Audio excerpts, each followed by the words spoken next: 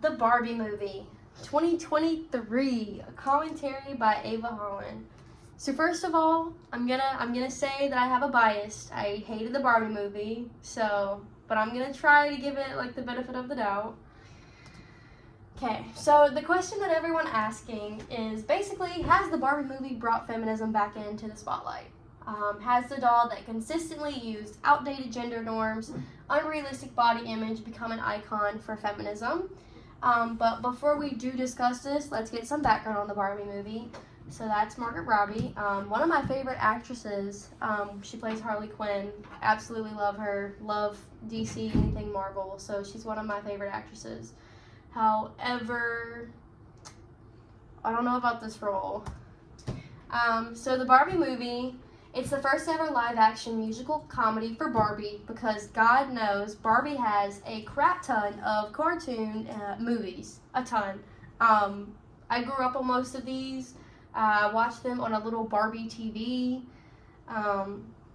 Barbie and the Three Musketeers, Barbie rock star story. There's any and everything you can think of Barbie movie. But in this movie, Barbie runs everything in her world, while Ken is basically an afterthought. However, Barbie has to enter the real world when she is no longer what's considered perfect, and see that the real world is really male-dominated. And Barbie sees the sexism and gender inequalities faced by women in the real world, and at the end of the movie, she decides to become human to hopefully contribute something meaningful to the world. Basically saying she hasn't already contributed anything meaningful to the world by being Barbie. So, is this Mattel trying to revamp and say they're now going to contribute positivity instead of what they've been considered in the past? Who knows? Ruth Handler is the co-founder of Mattel. She originally created the Barbie doll with over 200 jobs to show that they could be anything.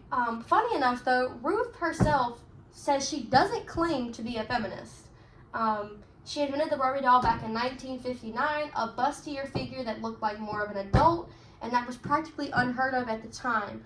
All Barbie dolls were produced as meant to be seen as children and as babies, so making a doll that was seen as an adult was a new thing for them. And pretty soon after the doll was being produced, feminists started attacking. However, Ruth continued to stay unbothered by this, says her husband, up until the day she died. Yeah. Having young girls play with a bustier adult doll just seems to me like something that would lead to bad consequences. Here we go, unrealistic body image. So most of the backlash that the Barbie doll has faced over the years has to do with unrealistic body image. Researchers even have gone to say that with Barbie's proportions in real life, she would have to crawl on all fours. And playing with super thin Barbie dolls has proven to influence eating disorders in young girls. The new Barbie movie has tried to combat this with a body positivity theme, but however, having a cast with 90% either super skinny or jacked. I don't know. It's just the body positivity theme wasn't really making sense to me there when the only overweight female Barbie doll was the butt of the joke, and the only not jacked male Barbie doll that was covered instead of having his abs on display was also being seen as weird. So it just doesn't fit the whole body positivity thing that they were preaching in the movie when everyone was paper thin or super jacked. Women in comics. So a topic we discussed in class was that the women in comics have constantly been sexualized just like the Barbie doll. Female characters are typically written with no background other than to be sexy side characters.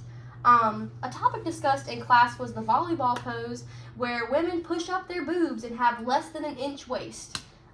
This is the exact body type that is portrayed by Barbie. Not only that, but women in comics are typically portrayed with little clothing. Thankfully, over the years, Barbie has gotten better about that. But as seen in the image below, big bust and an inch waist. And that's what's perceived as everyone. And then here, this is crazy to me that this was in a comic book back in the day. Because literally, Wonder Woman is bent over and everything is out. So, platformization is something else we talked about.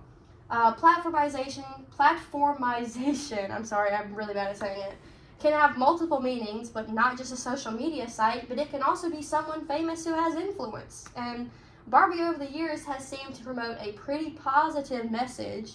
However, the underlining tones make it ironic for people who look deeper. Like, you can be beautiful however you are, but producing only Barbie dolls who are blonde, blue-eyed, paper thin, with big bust and big rear just doesn't really promote body positivity to me.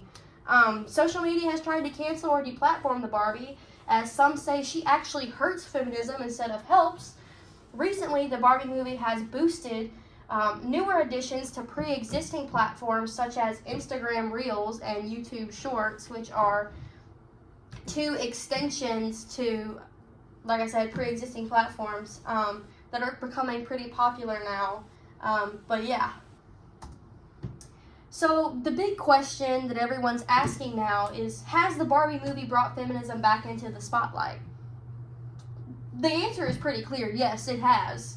Social media is going crazy over feminism as of recently, but not necessarily in a good way. Some people are taking the movie as an excuse to diminish feminism, which obviously hurts feminists, and others are using it as a way to support it way too much. Overall, the writers could have done they could have done a better job. However, I do think it's a step in the right direction, but I think we could have done better.